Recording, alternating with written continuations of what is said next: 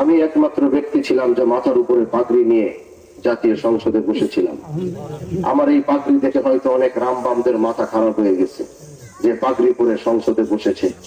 এটা সম্মান আপনারা দিয়েছেন। আপনারা গ্রামগঞ্জ থেকে হাজী শরীয়তুল্লাহর বংশকে যে সম্মান এই দেশের দেওয়া দরকার ছিল সেটা তারা দিতে পারে নাই, কিন্তু আমার শিবচরের মানুষের সম্মান আমাদেরকে দিয়েছে। এই জন্য আমি আপনাদের ভাই হয়ে ভাতিজা হয়ে আপনাদের সাথে থাকবো দুঃখে সুখে।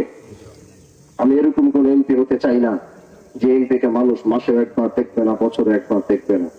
আমি আপনাদের সাথে কাঁধে কাঁধ মিলিয়ে ন্যায় এবং ইনসাফের যে আওয়াজ আমি দিয়েছিলাম, অন্যায় অবিচার মুক্ত মাদক মুক্ত যে সমাজ গড়ার অঙ্গীকার আমি করেছিলাম, আমি আমার জীবনের শেষ নিঃশ্বাস পর্যন্ত আমি আমার সেই লড়াইটুকু চালিয়ে যাব।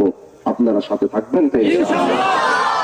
এবং আমি এটাও বলি, পর্দার আড়ালে মা বোনরা আমাদেরকে ভালোবেসে ভোট দিয়েছে। আমি আমার মা বোনদের কাছে কৃতজ্ঞতা জানাই। আমি আমার যুবক ভাইদের প্রতি কৃতজ্ঞতা জানাই। আমি আমার সাদা দাড়িওয়ালা মুরব্বী চাচাদের উপরে কৃতজ্ঞতা জানাই। আমি প্রবাসে আমার ভাইদের উপরে কৃতজ্ঞতা জানাই, যারা সকলে মিলে স্বতঃস্ফূর্ত ভাবে ন্যায় এবং ইনসাফের এই রিকশার প্রতীককে তারা বিজয় করিয়েছে।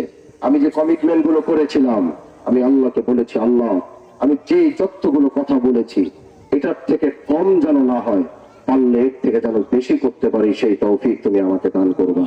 এজন্য প্রিয় ভাইরা আমার, আমি আপনাদের হানজালা, আমি আপনাদের ভাতিজা, আমি আপনাদের ভাই, আমি আপনাদের বাহাদুরপুরের হাজী শরীয়তুল্লাহর বংশের সন্তান। যেভাবে উঠেছেন বসেছেন সেই একইভাবে আমাদের সাথে উঠা বসা করবেন। অন্যায় অবিচার মুক্ত করার জন্য নিজেরা এক একজন প্রতিবাদী কণ্ঠ হয়ে উঠবেন। যেখানেই দেখবেন অন্যায় সেখানে প্রতিবাদ গড়ে তুলুন, যেখানেই দেখবেন অবিচার সেখানে প্রতিবাদ গড়ে তুলুন। আগে তো মানুষ অন্যায় অবিচার দেখলেও চুপ থেকেছে, কিন্তু আলহামদুলিল্লাহ আমি হানজালা এতটুকু বাক স্বাধীনতা শিবচরের মাটিতে ফিরিয়ে এনেছি যে মানুষ এখন চাইলে তারা অন্যায়ের প্রতিবাদ করতে পারে, তারা চাইলে অবিচারের প্রতিবাদ করতে পারে, তারা চাইলে মাদকের বিরুদ্ধে দাঁড়াতে পারে। এবং এতটুকু স্বাধীনতা দিয়েছি তারা চাইলে এমপি সাহেবের বিরুদ্ধেও তারা লিখতে পারে। এটা আগে কখনো ছিল না, কিন্তু এখন আমি চাই আমার ভুল হলে গঠনমূলক ভাবে আমার সমালোচনা করবে, সেটা আমি মেনে নিব, আমার কোনো আফসোস থাকবে না। কিন্তু কেউ যদি মিথ্যা রচনা দেখবে, মিথ্যা মানুষের সামনে প্রকাশ করবে, তাহলে হয়তো সেটার দিকে আমি একটু প্রকাশ দিব, যদি কেউ মিথ্যা লেখে। কিন্তু গঠনমূলক সমালোচনা যদি এমপিকে নিয়ে যার লিখতে মনে চায়, কিন্তু সেটা গঠনমূলক হতে হবে। যদি গঠনমূলক হয় আমি সেই বাক স্বাধীনতা ফেরত দিব। এদেশের মানুষ, এদেশের সাংবাদিকরা আগে কখনো কলম চালাইতে পারে নাই, তারা বিরুদ্ধে লিখতে পারে নাই, আমি তাদেরকে সেই স্বাধীনতাও দিয়েছি, কিন্তু সেটাও হতে হবে গঠনমূলক। আমরা চাই সুন্দর সমাজ, আমরা চাই অন্যায় অবিচার মুক্ত সমাজ, আমরা চাই মাদক মুক্ত এক সমাজ।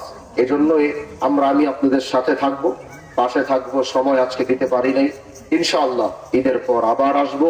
যেই জায়গাগুলোতে যাই নাই, হাঁটি নাই, মা বোনরা দূর থেকে দেখতে চেয়েছে, সেই রাস্তাগুলো দিয়ে হেঁটে যাবো, আগের থেকে প্রোগ্রাম করে এদেশের মানুষের সাথে যাবো। আমাদের ঐতিহাসিক সেই বাহাদুরপুরের 250 বছরের যে সম্পর্ক, এটা যেন আরো মজবুত হয়, এটা যেন আরো ভালো হয়।